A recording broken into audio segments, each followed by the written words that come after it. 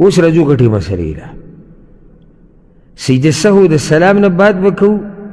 که د سلام نه مخکې ځکه چې زموږ په ملکونو کې سجده سهو کله کوي سلام نه بعد او یو سلام ګرځوي دې باندې څه دلیل نشته السلام چې ګرځي هغه موږ طرفینو ته پوره سلام به ګرځي یو طریقه هلته دا ده چې سلام نه بعد بیا سجده سهو کوي او بعضو عربو ملکونو کې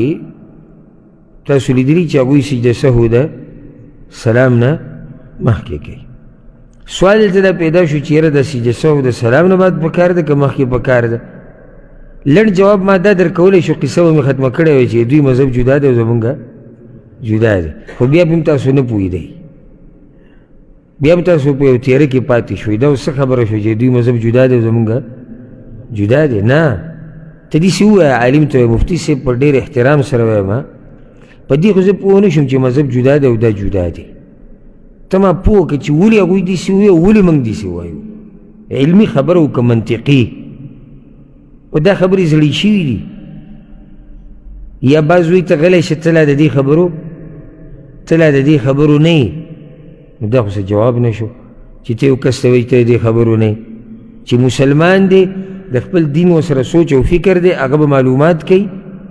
په منبر باندې د ناس او یا د علم جامع چې اغوستې ده د هغه ذمهواري ده چې دله جواب ورکړي که ورته پته وي او که ورته نه وي پته نو ورته دې ووایي چې ما ته پته نشته بعض علما دا وی سجده سهو به همیشه د سلام نه مخکې کې دا د بعضو قول دی چې دا مسله تفصیلا زده کړو دلیل د هغوی سره څه دی د څومره حدیثونو کې چې سجده سهو د سلام نه مخکې ذکر د هغوی دغه حدیثونه ذکر کوي دویم قول دا دی وی سجده سهو همیشه د سلام نه بعد ده څنګه چې زموږ طرفونو ته کوي د هغوی سره دلیل څه دی هغه حدیثونه ذکر کوي په کومو حدیثونو کې چې سجده سهو د سلام نه بعد شوی ده خو د سوچ یو خبره ده ګورئ دوی نیم حدیثونه ذکر کوي نیم دوی ذکر کوي که نه که پوره ذکر کوي نیم دی که نه هغوی نیم حدیثونه بیانوي د خپلې مسلې دپاره نیم دوی بیانوي د خپلې مسلې دپاره ځکه دې کې تحقیقي او دریم قول دا دی چې کوم ځای کې چې پیغمبر صلی الله علیه وسلم سلام نه مخکې کړي دلته سلام نه مخکې کوم ځای کې چې سلام نه بعد کړي دلته سلام نه بعد څه مو خیال دی ټول حدیثونه باندې عمل ونه شو که نه که زه دا وایم چې بھائی موږ خو سلام نه مخکې کوو ځکه چې دا دلیل نه دی نو مخامخ سړی به راته وایي چې د سلام نه بعد چې دا حدیثونه دي باندې څه کوي هغه دا وایي همیشه د سلام نه بعد دی نو زه ورته دا یم چې د سلام نه مخکې چې کوم حدیثونه به دې به څه کوي نو یو بل پکې دا وایي چې لکه خو د پیغمبر پوره تابعداري وکړي که نه کله داسې کوه کله دغه کوه نو د ده د خبره کې وزن دی که نه دی وزن اوس سوال دلته بل راغی که نه دلته سوال دا راغی چې صحیح شو موږ خو په دې خبره پوه شو چې کوم ځای کې پیغمبر د سلام نه مخکې کړی موږ یې د سلام نه مخکې کوو کوم ځای کې سلام نه بعد کړی موږ یې سلام نه بعد کوو خو موږ ته خو د حدیثونو ټول نه دي یاد نو موږ به اوس په د حدیثونو پسې ګرځو چې یاره څنګه خطا شوی ده بیا یې څه چل کړی دی څنګه خطا شوی دی بیا یې څه چل کړی دا خو دا قصه ډېره ګرانه شوه که نه ګرانه نه شوه دې کې شک نشته چې د هغوی په قول کې اسانتیا ده دغه دوو ته یې دمه کړی همیشه د سلام نه بعد او همیشه د سلام نه مخکې بلکل بېغمه شه چې څه قسمه غلطي راله سلام نه مخکې یا سلام نه بعد اسانه ده که نه ده خو دلته سوال دا راځي چې موږ خو غواړو چې د پیغمبر په طریقه عمل وکړو خو دا به اوس حدیثونه کته غواړي او دا کومه خطا وه دا کومه سهوه وه عام سړي سره خو دومره علم نه بلکې کله یو ملا سره دومره ډېر علم نه نو زه درته دا مسله لنډوم او یاد یې کړئ چې کله هم په منځه کې زیاتې راغې زیاتې نو سجده سهو به د سلام نه بعد وي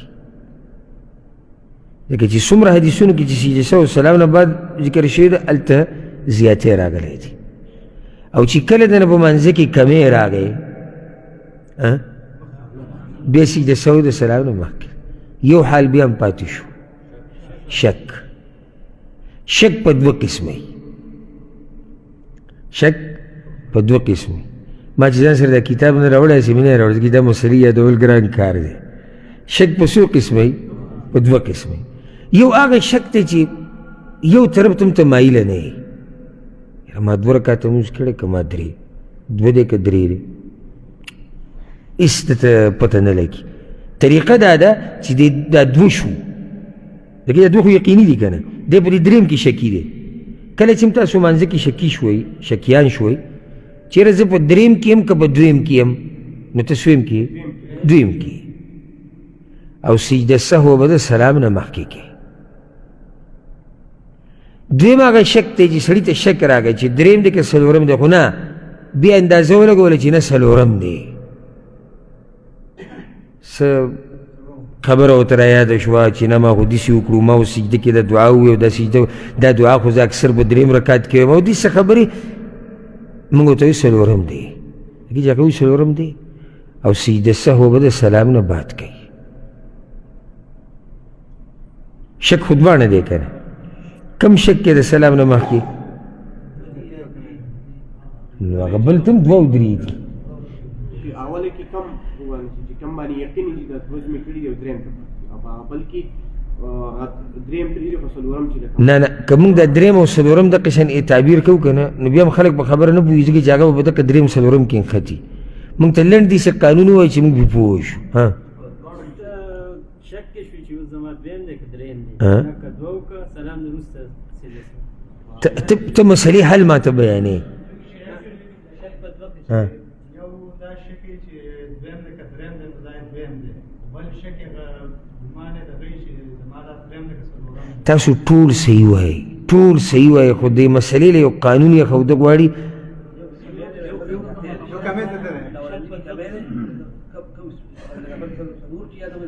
نه بیا هم خطا شو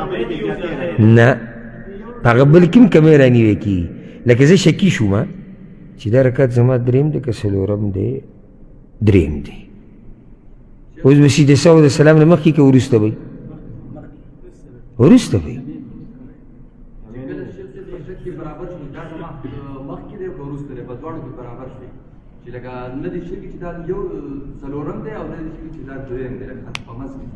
ګوره ستا زه په خبره پوه یم چې ذهن کې د څه د خبره دی صحیح ده دا ټول صحیح دي غلط زه یم که نه تاسو ټول صحیح وایئ ټول صحیح لګیئ دا د صحیح تاسو ټول صحیح لګیئ خو تاسو یو مسلې له حل اسان نشئ راویستی زه درته ښیم شک په 2 قسمه یو هغه شک دی چې ته پکې یو طرف له ترجیح نشي ورکولی نو په دې کې به سجده سهو د سلام نه مخکې یو هغه شک دی چې ته پکې یو طرف له ترجیح ورکولی شي نو دې کې سجده سهو د سلام نه بعد اوس پوه شوئ نو تاسو ټولو ما ته مسله حل کوله که 3 دی او که 4 دی که 5 دی او که 6 دی شک یا خو ترجیح ته ورکولی شي که ترجیح ورکولی شي نو سجده سهو د سلام نه بعد ده که ترجیح نشي ورکولی سجده سهو د سلام نه مخکې ده او پای کې ورسره دا ده که چې ترجیح نشي ورکولی نو دا کم سے کم رکعت چیرې دا یقیني دی پوه شوئ که نه دا طریقه په نورو عباداتو کې هم کېږي لکه ته طواف کې شکي شوې طواف کې ته شکي شوې چې دا زما 5م چکر دی که دا زما 6م دی او یو طرف ته هم ترجیح نشي ورکولی نو دا سویم شو 5م شو ځکه چې 5م خو یقیني دی که نه 6م شکي دی اوس یې پوه شوې که بیا وویم نو سجده سهو د سلام نه مخکې کله دی